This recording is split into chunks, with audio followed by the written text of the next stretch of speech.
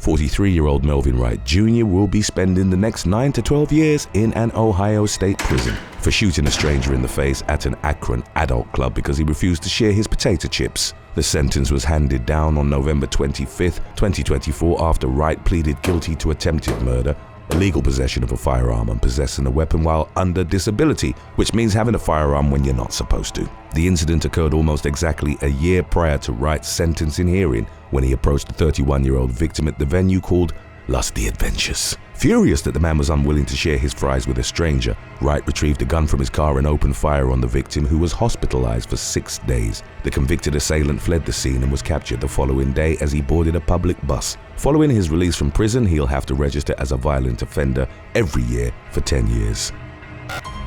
Number 14. Timothy Barbie. On the morning of November 25, 2024, 42-year-old Alexander Rakitin was attacked on the New York City subway after accidentally bumping the knee of the man sitting next to him, apparently irate over the accidental nudge. 34-year-old Timothy Barbie punched a fellow strap hanger in the face. During the brief struggle that ensued, Rakitin reportedly feared for his life. He defended himself and pinned Barbie to the floor and was shocked when bystanders told him to let go of the man. Footage of the incident appeared to show the two men glaring at each other before Barbie told Rakitin to stop staring. Rakitin told him to chill, at which point Barbie said he didn't have time to go to jail that day and punched him. Barbie was arrested at the next train stop and is facing a third-degree assault charge. Speaking with the New York Post, Rakitin said that he's been commuting between Brooklyn and Manhattan daily for decades, but says the subway feels more unsafe than ever amid high violent crime rates. Number 13. Miguel Sandoval. 19-year-old Miguel Sandoval of Lancaster, California, is facing 4 murder charges for gunning down 4 members of his ex-girlfriend's household as they slept in their beds. 21-year-old Matthew Montebello, his boyfriend, 21-year-old Janvi Manquindang's sister, 26-year-old Christine Asaak, and Asaak's fiancé, 24-year-old Edwin Garcia, were caught completely off guard by their killer, who broke into their house and waited until 1:30 a.m. to carry out his sinister plan. The killer also shot 3 dogs before setting the house on fire. Emergency responders rescued a teenage survivor who was trapped inside the burning residence, but the 4 shooting victims died from their injuries. In addition to the murder charges, Sandoval is charged with murder, burglary, arson, and more. He's being held without bail as he awaits his arraignment, which is scheduled for late January 2025. Number 12. Junior Boucher. In what's being described as a random attack, 36-year-old Junior Boucher is accused of murdering 65-year-old Brian Hilt Bytel in Palm Beach Gardens, Florida, on November 25, 2024. Witnesses at Sand Hill Crane Golf Club reported seeing Boucher bludgeoning Hilt Bytel with the victim's golf clubs in broad daylight until they both ended up in the water. He proceeded to drown Hilt Bytel, then exited the pond and got partially undressed before walking toward a wooded area. Responding officers tased Boucher and took him into custody while medical responders attempted to save Hilt Bytel's life. The victim was pronounced dead at the scene, and Boucher is facing a first-degree homicide charge. Police say that the men do not appear to have any known prior connections, leaving the motive behind the attack unclear. Boucher's family had reported him missing about an hour prior to the incident, and a relative had filed an eviction case against him that same day. He's currently being held without bond at the Palm Beach County Jail. Number 11. Jason Curl. A Lafayette County, Mississippi man became so finicky about his parking space that he booby-trapped his no parking signs with razor blades, causing at least one person to accidentally cut herself. 51-year-old Jason Scott Curl reportedly got tired of traffic from a neighboring school, blocking his driveway on a daily basis while parents dropped off and picked up their kids. According to local news station WREG, however, the congestion is caused by Curl's recent expansion of his mobile home, which supposedly sits partially on land that doesn't belong to him. He's accused of putting his no parking signs on parts of the property that aren't his, including the razor-rigged sign that cut a woman's hand. Curl is facing an aggravated assault charge and is free on a $20,000 bond amid the ongoing case. Number 10. Richard Floyd McCoy Jr. In 1971, a middle-aged man hijacked a Seattle-bound flight in midair after taking off from Portland. Known as D.B. Cooper, he collected a $200,000 ransom and parachuted out of the plane somewhere between Seattle and Reno. Cooper was never seen again. and his identity continues to elude investigators to this day. North Carolina's siblings Shantae and Rick McCoy III recently went public with their suspicion that their late father, Richard McCoy Jr., is the real D.B. Cooper. They drew this conclusion after finding a parachute in their parents' garage, resembling the one that Cooper used. The siblings also claimed that their mother confessed to helping their father plot the hijacking prior to her death in 2020. Others have speculated that McCoy could be Cooper based on his criminal past, which includes a similar hijacking in Utah 5 months after the Cooper incident. The FBI reportedly took possession of the parachute and collected a DNA sample from the McCoys in 2023, but have yet to announce any official plans to continue pursuing the lead. Number 9. Jason Thornburg. On Wednesday, November 23, 2024, 44-year-old Jason Thornburg was found guilty of ritualistically killing and dismembering 3 people at a motel in Euless, Texas. The bodies of 42-year-old David Lures, 34-year-old Lauren Phillips, and 33-year-old Maricruz Reyes Mathis were found burning in a dumpster in September 2021. Following his arrest, Thornburg admitted to killing the victims as part of a ritual sacrifice. He also confessed to the 2017 murder of his girlfriend, Tanya Begay, in Arizona, and the May 2021 murder of his roommate, Mark Jewell. Thornburg claimed to have a thorough knowledge of the Bible and said he felt called to commit human sacrifices. Prosecutors, on the other hand, believe that his actions reflect nothing more than senseless, cold-blooded homicides. They're pursuing the death penalty despite the court's previous finding that the defendant may suffer from a mental illness or intellectual disability. The jury that found Thornburg guilty is now tasked with determining whether he deserves to be sent to death row or if he'll spend the remainder of his life behind bars without parole. Number 8. Joshua Zinberg. A seemingly deranged New York City man has landed in custody after attacking a 55-year-old Danish tourist on Manhattan's Upper West Side. 25-year-old Joshua Zinberg was driving on 86th Street on November 21, 2024, when he exited the vehicle with a knife and slashed the victim's face. Zinberg, who has a lengthy criminal record and a history of mental health issues, fled the scene. Meanwhile, the victim was rushed to the hospital where he underwent emergency surgery. Later that day, the suspect's mother recognized his photo on the news and contacted law enforcement. Police apprehended Zinberg at 2 a.m. the next morning after spotting his car. He's charged with attempted murder, 3 felony assault counts, aggravated harassment, and criminal possession of a weapon, and is being held in Bellevue Hospital's prison ward in lieu of $150,000 bail or $450,000 bond. Mayor Eric Adams blamed Zinberg's actions on the large-scale closure of mental institutions that took place across the U.S. during the Reagan administration in the 1980s. He did not comment on whether he believes the defendant should be held responsible for his crimes. Number 7. Spencer Ross Pearson.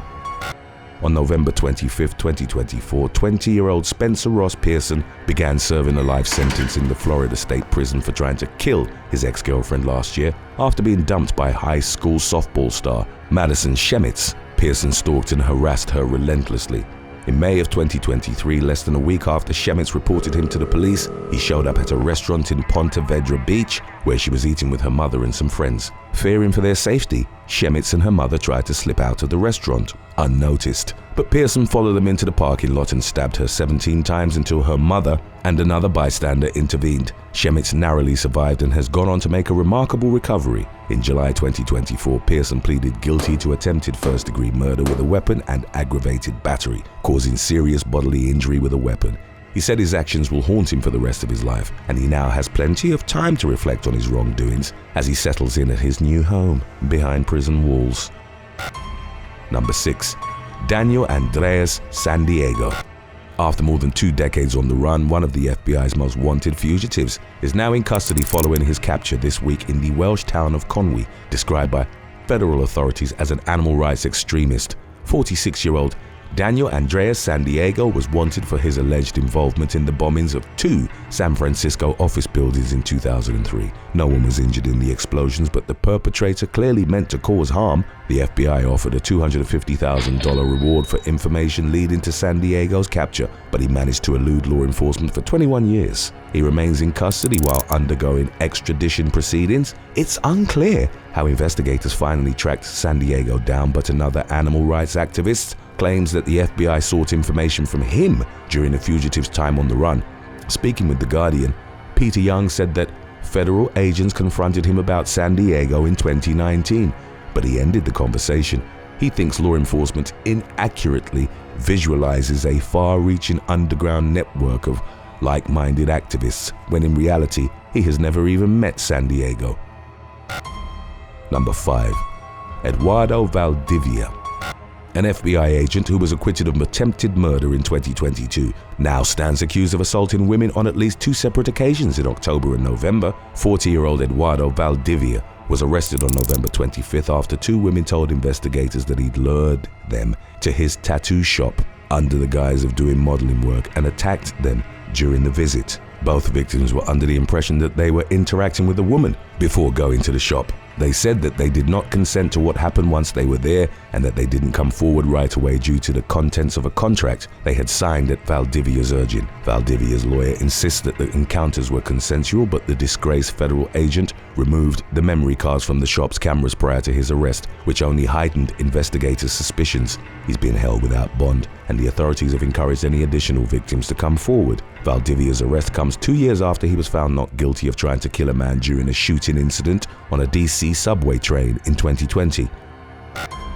Number 4. The murder of Alana Armstrong. 25-year-old single mother Alana Armstrong was riding as a passenger on an e-bike in the English village of Pleasley on November 26, 2024 when she was fatally mowed down by the raging driver of a Land Rover. The bike's driver suffered major injuries requiring the amputation of his leg. Investigators do not seem to have a clear picture of the exact circumstances that led up to the incident, but they said that a man and a woman in a Land Rover were seen actively chasing after 2 e-bikes, including the one Armstrong was riding. Officials have advised the public to keep an eye out for the dark-colored vehicle, which they say may have some new replacement parts on it due to damage caused during the 2 seemingly deliberate collisions. 2 people were questioned in connection with the case but were cleared of involvement and released without charges. For now, the hit and run remains unsolved as detectives continue to work the case. Number 3. Tiffany Lucas. A Kentucky mother who did the unthinkable will now have the rest of her natural life to think about what she's done. From the cramped confines of a prison cell, the 33-year-old was ordered to spend her remaining years behind bars last week after pleading guilty to murdering her 2 sons. Bullitt County Sheriff's deputies discovered the mortally wounded victims in November 2023 while responding to a reported shooting at Lucas's residence. The boys had been shot to death, and Lucas has tried to blame everything from mental illness to the manipulative powers of social media for her actions. She also claimed that she was experiencing drug withdrawal when she killed her kids, and at one point tried claiming the double murder was accidental. During Lucas's sentencing hearing, one of the boys' fathers said that he desperately wanted to be a part of his son's life, but that Lucas wouldn't let him. He said that he lost his son the day he was born, making it clear that he would have been more than happy to raise the boy if given the opportunity. Number 2. Joshua Druid Bryan and Regan Emily Bryan. On Tuesday, November 26, 2024, a pair of Mississippi siblings learned their fate for attempting to have their stepfather killed for life insurance money. 29-year-old Joshua Druid Bryan was convicted of conspiracy to murder and murder for hire in December 2023. He'll spend the next 10 years in federal prison, while 30-year-old Regan Emily Bryan will serve 5.5 years for conspiracy to commit murder. In late 2020, the diabolical duo asked a felonious friend if they knew anyone who would be willing to do the job. But even most criminals have a moral compass, and the friend reported the Bryans to the FBI. Working with the agency, the person pretended they were willing to act as a middleman between the siblings and a paid assassin, and secretly recorded their conversations as they hashed out the details. The friend eventually connected the siblings with an undercover posing as a hitman, ultimately foiling their plot and preventing anyone from being harmed. Number 1. Anjuan Mosby. A Missouri man is facing a federal murder charge following the death of his girlfriend's twin sister, Michelle Hampton, who was gunned down in an alleyway in Clayton on November 20th. Michelle's sister, Samantha Hampton, told law enforcement that she suspected her boyfriend, 43-year-old Anjuan Mosby, of being involved. On the day of the murder, Mosby had learned that Michelle was safeguarding a $40,000 lawsuit settlement for her brother before he and the victim disappeared. Investigators linked Mosby and his co-defendant, 36-year-old Emmanuel Suarez, to the crime through surveillance footage, which appears to show them driving around with Michelle in the car. Michelle tried making several large withdrawals from various banks, further indicating that the suspects had robbed and killed her, and Suarez was connected to the slaying through DNA evidence. After his arrest, Mosby reportedly told police that he gave Michelle a chance to run before he shot her dead in cold blood. He's facing 1 count of kidnapping resulted in death, while Suarez is charged with being a felon in possession of a firearm.